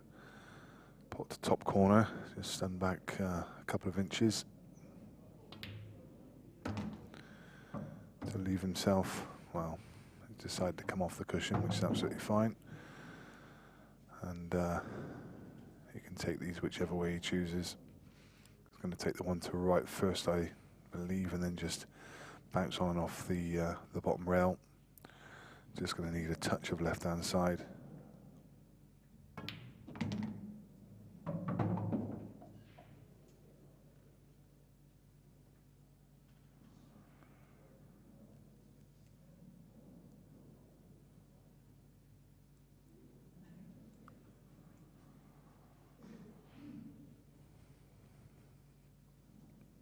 So it's not going to be absolutely plain sailing. I think this is another one he would have preferred to be straight and he could just screw back just below the middle bag. As it is, I think he's going to have to stun across table and leave a slightly longer pot. Oh, wow. Well, he didn't want that kiss. And he was quite fortunate there. thought for a second he was in off. And, wow, this is so difficult now. He's been a bit fortunate because, well, I don't know, actually. I was going to say, I think he's still left the angle, but I'm not sure he has. I think he's a bit straighter than he wants to be. If he wants to get up for the black, he's really going to have to force this, which makes the pot very, very difficult. Look at the top he's putting on it. Probably a tracer side 2. He is going to have to nail this. Wow, what a shot. Not come far enough, but how do you play him at that pace? Now this is really thin. Look at this for power. It's just like it's a ball in open play. Let's not forget this is only a few inches off the rail. We'll catch that one in a second. Let's just watch this crucial black first. Thin. Really thin. Putting a tracer left-hand side to help the ball. Made it. Made it. Wow. What a clearance there from Liam Dunster.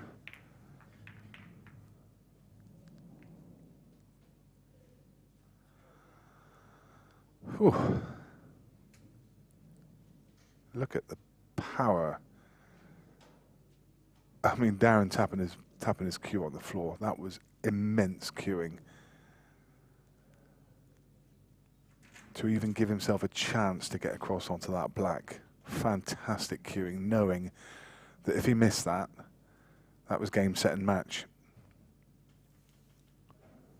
For now, he's left himself with a fighting chance, but he has to find his break. Too many dry breaks so far.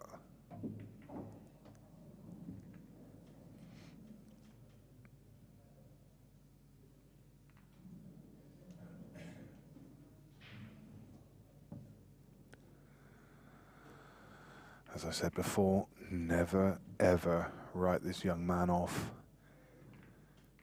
He has had more escapes than Houdini.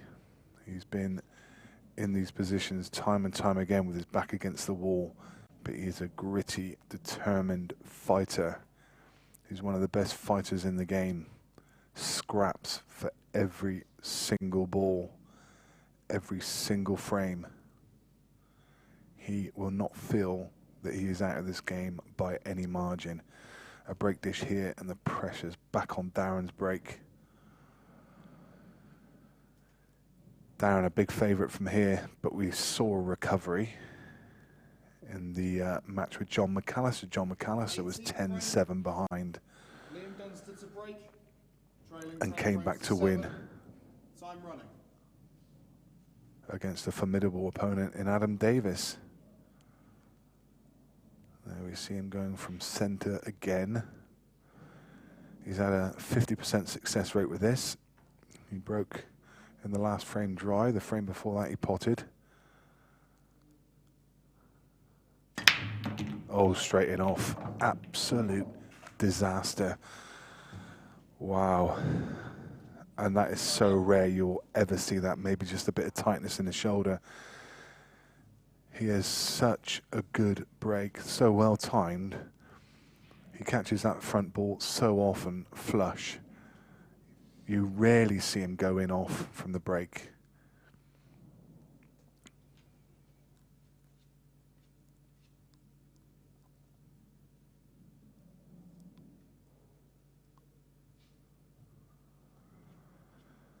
And that just shows what pressure can do.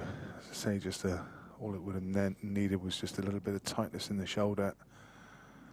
Darren, you can see clenching his teeth. You can see that jaw muscle working. This is building the pressure on him. He just needs to relax. All the Liam fans will just be hoping he gets another look at the table. Liam will be sat there hoping he gets to come back. All the Darren fans willing him on.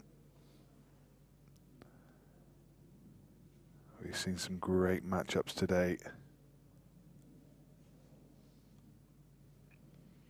Don't forget, it's ball in hand, behind the line, Well, that's not ideal.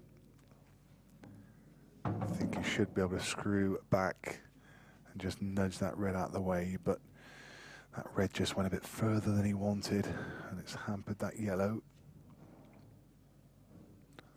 on the top rail. I think he can just screw off the top rail into the back of that red and just nudge it out of the way again. But he didn't get a full ball contact on it, and now he's in trouble. Now he is in trouble. I think he has to take his medicine. I think he's just gonna play this yellow and just stun in behind the red to leave Liam no shot, just like so. Red ball's in play. That's pretty much all he could do.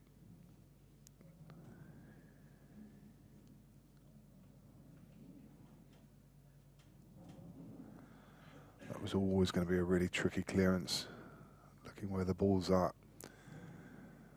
Hampered all over. But Darren takes the early advantage. This is the kind of frame that Liam relishes, though. A master tactician.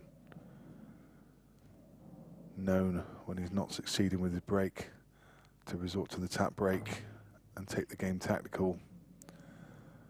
And he's just so good at it. That's not going to help him. The ball going over the pocket. And now, can Darren get through to this yellow? If he can, this could be curtains. If he can't, he's got the other one, which is a hazardous little drop into the middle with hampered queuing. But I think he can get past this red. I think he can make this. He's having to turn the ball over slightly. You can see him just jacking up. Just bent it slightly. Now, it's all about these balls at the bottom of the table. They all go. You just have to take them in the right order. I don't think he can. He would dearly like to screw down table to leave himself on the yellow in the center of the three to the left corner bag, but the red's in the way of the natural path of being able to do that. So, what's the plan? Looks like he's screwing straight back. Straight down the table. That needs to move. Oh, he's okay. Could have done with another 3 or 4 inches to be ideal, but he's okay. Half an inch less of pace, and he had no shot whatsoever.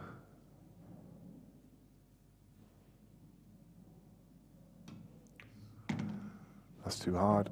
Oh no, is it? This one obviously goes through the gap. In that case, it's perfect. Wow. Can he get through to the potting angle? Did he need to be a couple of inches higher? That's tight. That is really, really tight. I'm not sure. I'm not sure he can see that potting angle. Game of margins, game of fractions. Inch or two higher up the table. And he's on it. But I'm not convinced he is. I think if he was, he'd have got down and played it already.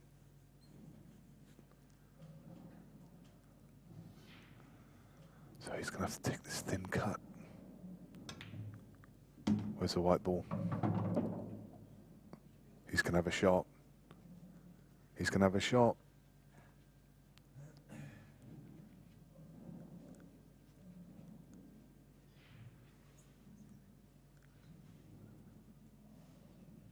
How much pressure on this? How'd you fancy this one? Half ball cut to the middle and somehow get out for the black. The natural path is taking him behind the red. Horrible. Nailed it. Absolutely nailed it. And he's plumb on the black.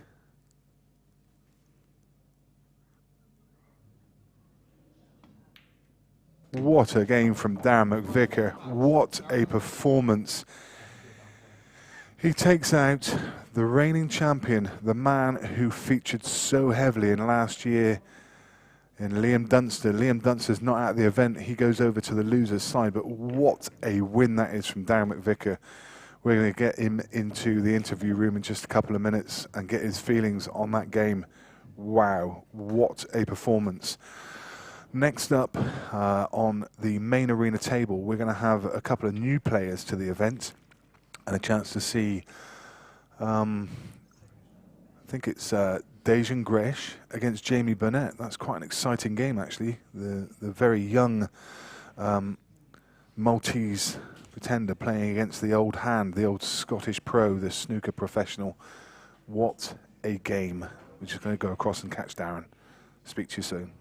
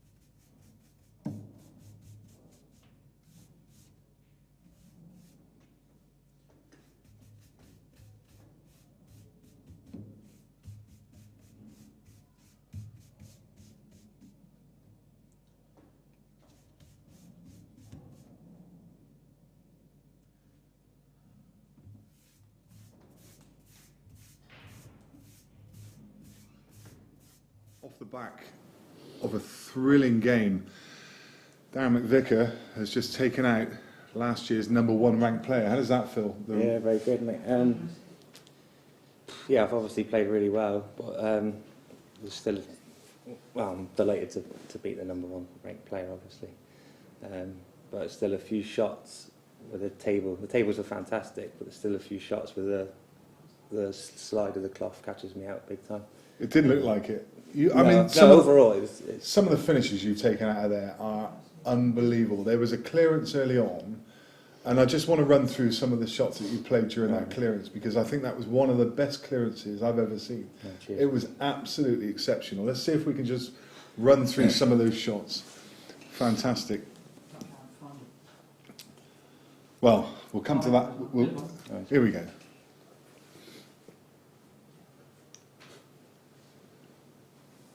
So, early doors in this clearance, I think.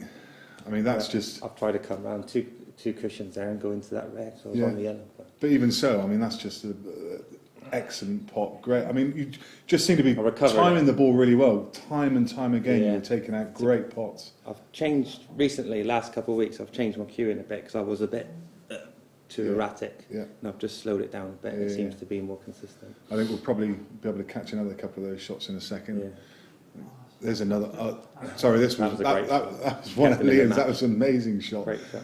I mean, we saw you giving him a bit of a tap in the back, but you must have thought, because he's come through and clipped the ball on the way through, and you must think, I'm in with a chance here. Well, he nearly went in off, didn't he? The trouble is, I mean, he nearly went in off, but I mean, you know, in Liam, he's just such a gritty player. He's a fighter. He's going to fight for every ball. Great. So you must have always just kept thinking, and you know, the pressure's right on you. It was mounting up. So I just. I think it was my last.